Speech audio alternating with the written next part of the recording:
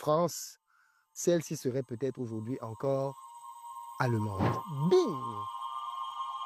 Ça, c'est la riposte d'un premier ministre d'un pays indépendant. Je vais revenir sur la déclaration d'Ousmane Sonko parce qu'il dit beaucoup de choses très intéressantes. Ousmane Sonko dit que ce que le président français a dit n'est pas vrai pour le Sénégal. Et ce n'est pas vrai pour le Tchad non plus. Ce n'est pas vrai pour le Tchad non plus.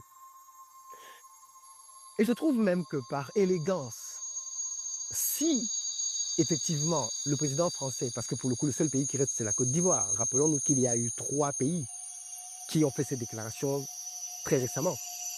Le Sénégal qui a pris sa position en disant que les bases devaient partir, le Tchad qui a demandé à ce que les bases partent immédiatement, et la Côte d'Ivoire qui a annoncé que les bases partiraient en janvier 2025. Il est évident que le Tchad a surpris la France en faisant cette annonce, puisque Jean-Marie Bockel d'ailleurs était en visite au Tchad, et c'est quand il a pris son avion pour rentrer que dans son dos, le Tchad a publié un communiqué en disant que c'est fini les bases militaires, vous rentrez chez vous. Pareil pour le président sénégalais qui avait fait l'annonce le même jour en disant que pour ce qui est du Sénégal, les bases doivent être fermées. Il n'y a aucune logique pour qu'il y ait une base militaire française au Sénégal en 2024, en 2025. Il a même pris un exemple très simple.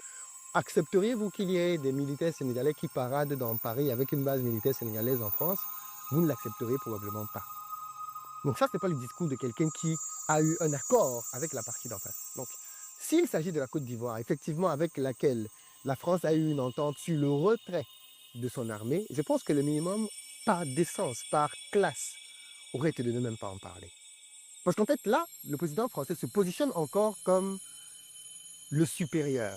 Comme si la Côte d'Ivoire, ce n'est pas un pays souverain, ce n'est pas un pays indépendant, ce n'est pas un pays qui aurait pu prendre cette décision-là. Et si la décision a été prise d'un commun accord, et que dans le communiqué de la Côte d'Ivoire, parce que c'est le président Alassane Ouattara qui en a fait l'annonce, si dans l'annonce du président Ouattara, il n'a pas décidé qu'il allait dire quelles étaient les coulisses de qui a décidé qu'on fasse quoi, comment, le président français n'a pas à venir devant tout le monde et de dire, bon, en fait, ce que le président Ouattara n'a pas dit, c'est qu'en fait, on s'était entendu, hein, et c'est nous qui lui avons simplement donné la primeur de l'information. Yo, tu n'as pas besoin de faire ça, en fait, si tu es classe. Tu n'as pas besoin de faire ça. Si tu t'es entendu avec quelqu'un et qu'il a pris celui de communiquer cela lors de ses vœux présidentiels, tu actes. Point.